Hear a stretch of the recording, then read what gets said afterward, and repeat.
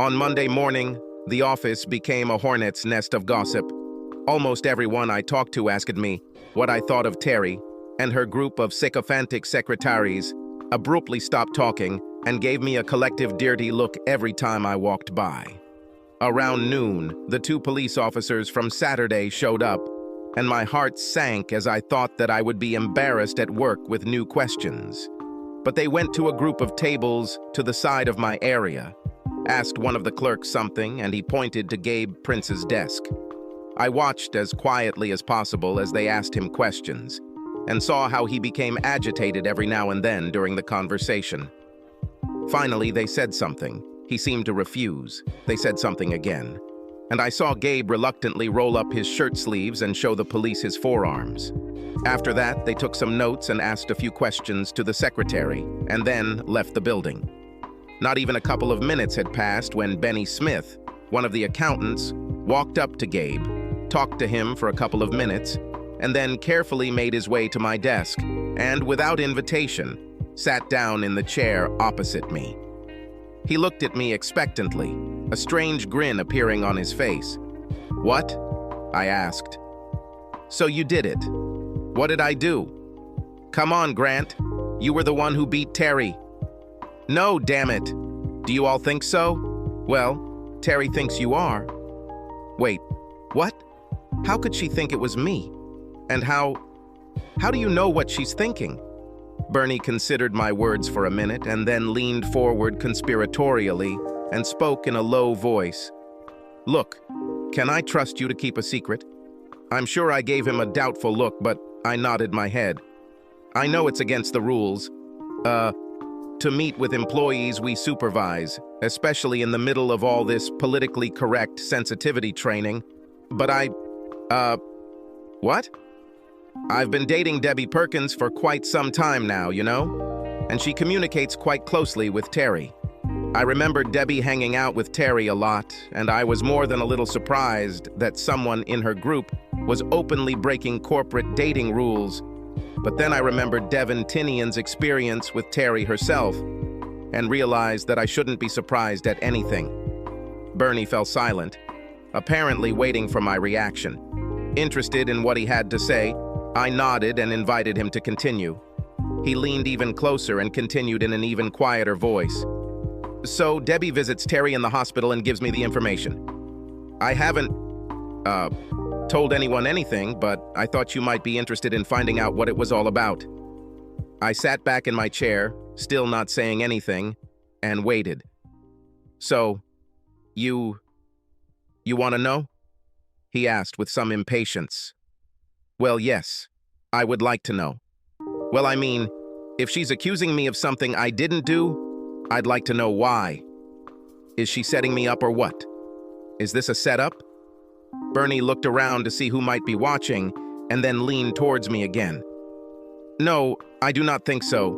You see, Terry still couldn't get a good look at the guy.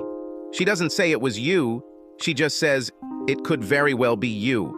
It was completely unbelievable to me that Terry had no idea who her attacker was, and I'm sure my facial expression reflected that." Bernie paused for a moment and then started again. "Listen, she was coming home on Friday. It was already dark, about 8 o'clock or something like that. She was shopping or something and was getting bags out of the trunk when this guy grabbed her from behind and practically threw her face down on the ground. He grabbed her by the hair and slammed her face into the asphalt several times, then covered her mouth with his forearm to prevent her from screaming. I think he held her very tightly and began driving his knee into her crotch over and over again, occasionally hitting her face with his free hand." Bernie paused to gauge my reaction. From what he said, it sounded more like an assault than a robbery, and I suppose I can understand how anyone would think I had enough motivation to do it. I motioned for him to continue. "Anyway, I guess Terry somehow managed to bite through his forearm. Pretty good. She claims she bit right through the guy's shirt and got to the point where she's sure she broke the skin. But even this did not stop the guy. In fact, I think it made him angrier, and he pulled his hand back and punched her in the other side of the face several times. Finally, Terry saw the headlights of a car pulling into the parking lot, and the guy got off her and sped away. Did he say anything? Not a word. I don't think he even swore when Terry bit his hand. That's one of the reasons the cops thought it might have been someone she knew. You know, didn't want her to recognize the voice or anything. And she didn't see him even when he was running away? Not quite. I mean, she was badly beaten and it was dark. And I think the dude was dressed like a regular bad guy. Dark clothes and he had ski goggles on or something like that. I let out a low, long sigh, realizing that I had more or less been holding my breath while listening to the story. Wow, was all I could say. So yeah, the cops asked her who might have a grudge against her and she immediately named you. When he said this, I felt a little panicked and briefly considered sharing my suspicions about Devon to confirm my innocence, but decided to remain silent. I answered him in a voice that I hope it sounded more indignant than nervous. Well, damn, it wasn't me, and the cops need to know that. That evening, I was with my children, and lo and behold, I rolled up my sleeves to show my arms. Nobody but me. Bernie shrugged, looking at his hands, and then stood up to leave. Well, someone did it. And I think the cops are right if they think it's someone she knows. He smiled and winked mysteriously before returning to his desk. I was having a really hard time sleeping with all the problems at work, the investigation, and probably most of all, the absence of Rosie. I could not accept that she had betrayed me, given herself to a man in a scheme that was deliberately designed to hurt and humiliate me. I understood that she was not an active part of the scheme, that she had been manipulated to some extent, like a pawn on a chessboard, but there was no denying that she had allowed herself to fall into Devon's arms and, even more, effectively stabbing me in the back. Still, I missed her. I missed her quirky sense of humor, mischievous smiles, and deep, throaty laugh that was so incredibly infectious. We missed our conversations, jokes, and her words of encouragement during difficult times. I missed her affection, her kisses, her hugs while we were watching TV or listening to music, or long after we had both fallen asleep, and I missed having sex with her. One night, while tossing and turning in bed, I suddenly realized that I was very excited. I took out my laptop and watched a silent adult film to try and find inspiration. But for some reason, my thoughts kept going back to the experience I had with Rosie. I remembered our first kiss, which happened in the middle of the dance floor during slow music in a club aimed at college students. As we danced, her body seemed to merge more and more with mine, pressing against me as if everything she touched became a part of her. She wrapped her arms around my neck, and when I pulled away to look at her, I felt like she was laying claim to me as a person with her clear, unblinking brown eyes and light, warm smile. I leaned forward and kissed her, tasting the cherry from her lip gloss. She kissed me back, and in that moment, I knew I would be hers if she wanted. I remembered the first time we made love, in a small house in northern Wisconsin, while the other members of the group we were with had gone skiing. We began to cuddle together under the heavy blanket on one of the beds. Our kisses became more and more passionate, our bodies pressed together, sensually rubbing each other through our clothes. We caressed and got excited. She began to breathe deeply, kiss me harder, and slowly moaned. I remember well that at the moment of my first intimacy with her, I had never before experienced anything like that mixture of physical pleasure and emotional satisfaction. By the time we finished, I was completely exhausted, and we fell asleep in each other's arms, covered only with a blanket, not caring at all that anyone might find us. I remembered our honeymoon, a week spent in a rundown hotel on the beach in Florida. We spent our days basking in the sun, and at night, we enthusiastically made love, pressing our sweaty bodies against each other, regardless of the poor living conditions, the insufficiently large bed, or the substandard air conditioning. It seems like we tried everything and explored every part of each other's body, discovering different, sometimes unexpected, sensitive areas with each new session. Sometimes we made love tenderly, languidly, and sometimes we simply attacked each other with incredible passion, almost desperately trying to achieve and deliver a climax. I especially remember our last night spent on a towel, under the moonlight on an empty beach. with the sound of the waves crashing softly on the shore in the background as we wordlessly sincerely shared our love. When the last thought was over, I rolled over and fell asleep, obsessively thinking about the woman I loved and hated at the same time. Life went on, slowly, painfully.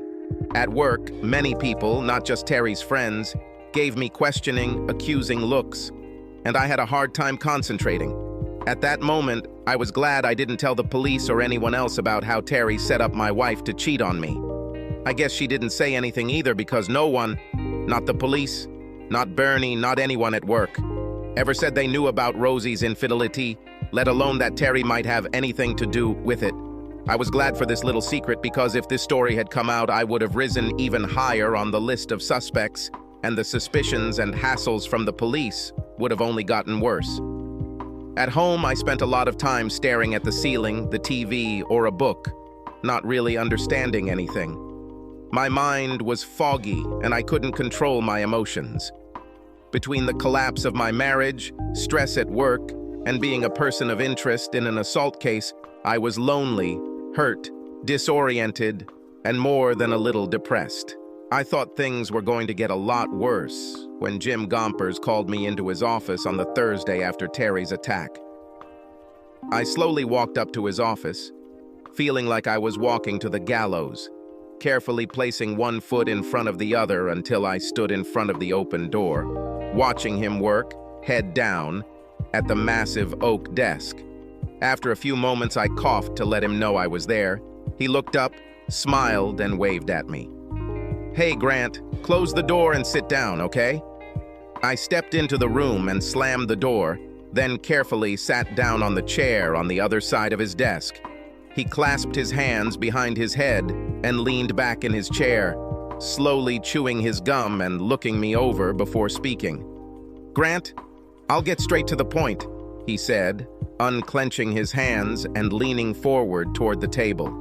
"We were very alarmed that in the last few days, the police have been roaming around here and searching employees.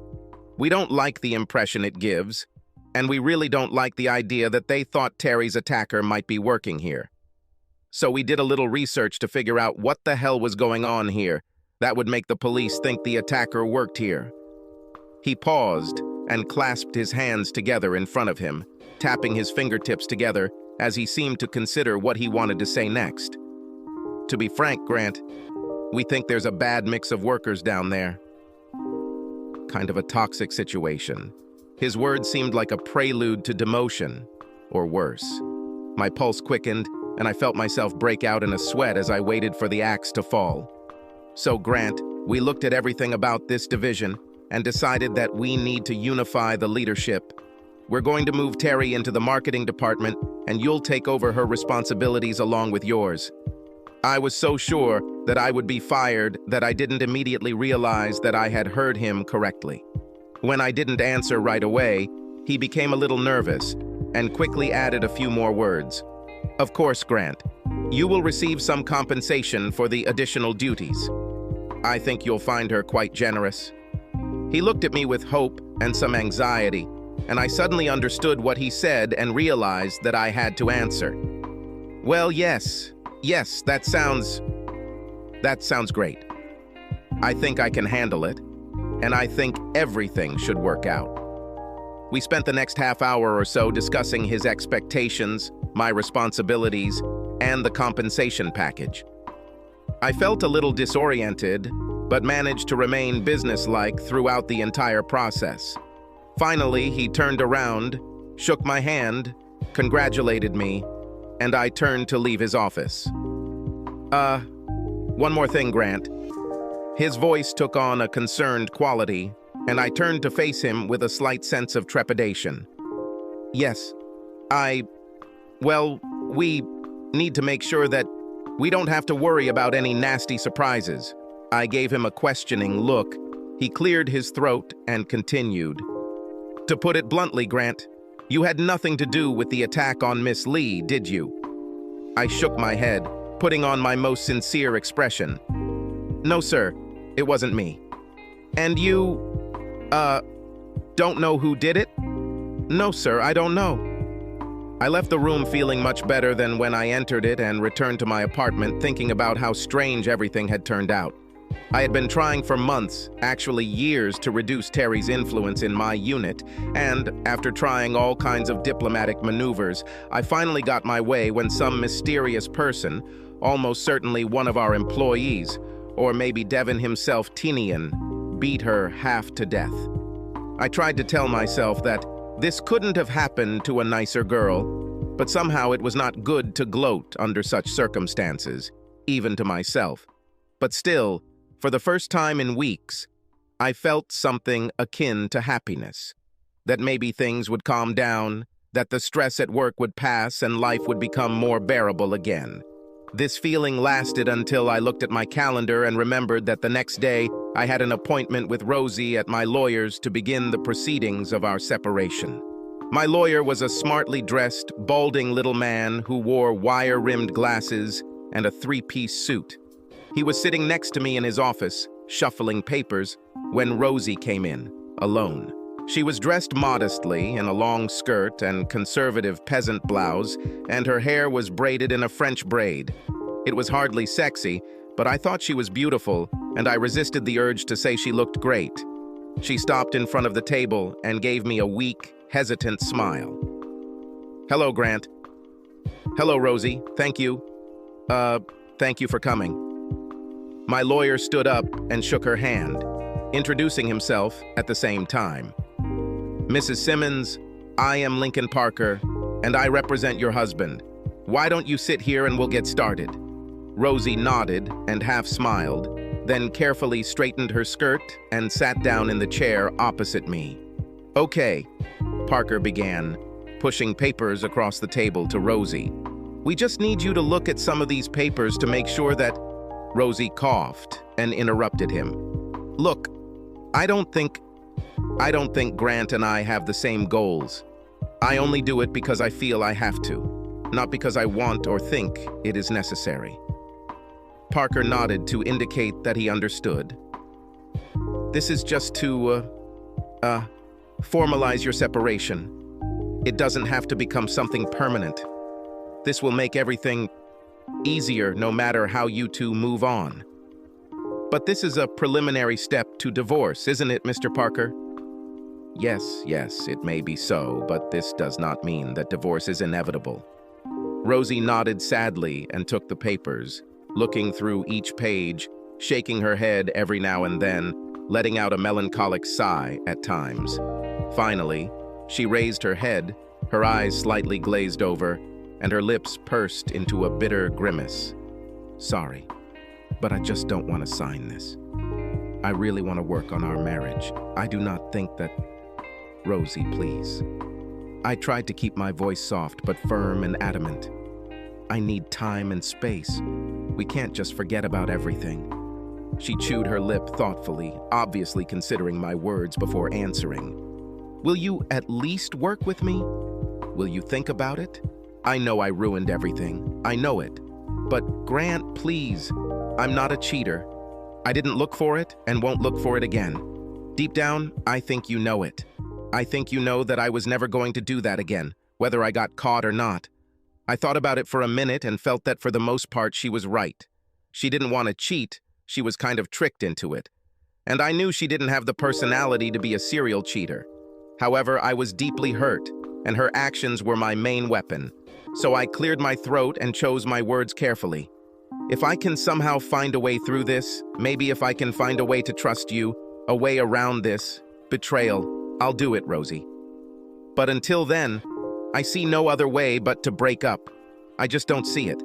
For a moment, I thought she was going to argue, to tell me that I was wrong and that separation was a huge mistake.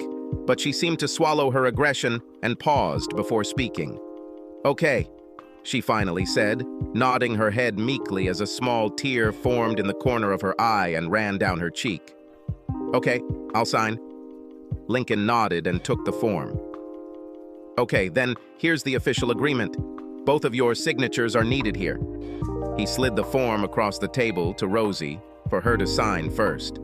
She took the pen, hesitated for a moment, and then slowly wrote her name at the bottom. She held the form for a moment, then picked up her purse and carefully put it away. "Sorry, Miss Simmons, but this is not for you. Mr. Simmons must also sign this, and it will remain in my custody. You will both receive copies." "Oh, okay. Sorry," she answered awkwardly, and with some embarrassment, then took the form out of her purse, unfolded it, and stood up to hand the paper to me. As she reached across the table to hand me the paper, the sleeve of her blouse slid down her arm about 15 centimeters. And just as quickly as it happened, she immediately grabbed the sleeve and sharply pulled it up to her wrist, sitting back down. Now, the unintentional lifting of someone's sleeve up their arm is one of those things that happens quite often, and is usually so completely unimportant that it barely registers with the consciousness of anyone who sees it, an action that gets lost among the million other little things that happen at any given time. But in this case, it completely changed my state of mind. The moment her forearm was exposed, I saw a sudden flash of dark color staining the entire exposed skin, a huge bruise that seemed to be painted on her arm like an ugly watercolor of blue, green, and yellow, dripping with dark purple center and gauze bandage. It was sharp and painful, and exactly what the police were looking for when they asked to see my hands. I stood in stunned silence for a moment, thinking about what I had just seen and what it meant. I've heard stories of women lifting trees, cars, or other incredibly heavy objects off their children during times of extreme stress. Stories that speak of countless fountains of strength that can be called upon in times of emergency. But I had never seen an attack like this, driven by anger, a pure, unadulterated desire to punish another woman who had set her up to ruin her marriage. However, I saw it. Direct evidence that a woman half my size mustered enough strength and anger to carry out a personal attack so brutal that the victim and the police did not even consider the possibility that it was carried out by anyone other than a large, very hostile man. I must have been staring into space for a while as the implications of what I had just seen continued to sink in, because Parker cleared his throat to get my attention. And when I looked at him, he gestured to the paper as if saying, "Sign so we can get out of here." I looked down at the form, but my mind was so preoccupied with what I had just learned about my wife that I couldn't bring myself to understand what it said. Couldn't even really see the words. I raised my head to look at Rosie again, and there was no doubt that my expression was still one of disbelief and surprise, my mouth open and my eyes wide with amazement. Rosie looked back, at first with an expression of concern or even concern, but then a mysterious smile appeared on her face, a knowing, slightly mischievous Mona Lisa grin that confirmed all my suspicions. We sat and looked at each other for quite a long time until Parker cleared his throat again. I didn't even look at him this time, refusing to look away from Rosie, trying to decide what exactly I should make of this strange new revelation. Finally, Rosie broke the deadlock and began to move, stood up lazily and then smoothly, like a cat, walked around the table and came to me. She leaned towards me and whispered in my ear, hoarsely and sensually, and her breath made the hairs on my neck stand on end. "You can sign the paper if you want, Grant. Or you can put down your pen, follow me outside and try to fix our marriage. We can start tonight by celebrating how I kicked that queen bitch's ass last Friday night. Everything depends on you." With that, she carefully walked out of the room with a slow, measured step, looking back to flash a nervous, hidden smile and raising her eyebrows as she closed the door. All the while I sat woodenly in my chair, still completely stunned by what had just happened. Discovered. I didn't know what to do at all. I've been contemplating for weeks the depth of betrayal and the destruction of trust associated with Rosie's infidelity, and have come to the conclusion that even if somehow I was able to let it go, it would take time and separation before I could try to move forward again in a relationship with her. But what now? What should I do about what Rosie did? I suppose a more worthy person would have been horrified or disgusted by her actions, but God help me. The image in my mind of her beating the crap out of our common tormentor somehow changed my worldview. This is a woman literally fighting for her marriage and doing it in an incredibly dangerous and aggressive manner. How can I let such a woman go? Parker coughed again, and I looked at him. "Well," he said, holding out his hands in a tense, expectant gesture. I slowly shook my head, put down my pen, shrugged my shoulders in surrender, and began to stand up.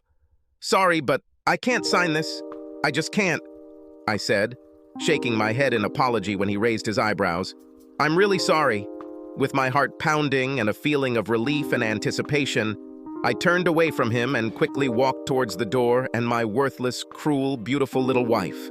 Subscribe to our channel so that your second chaff doesn't cheat on you, and go ahead and listen to the next story, because this story is nothing compared to the next one.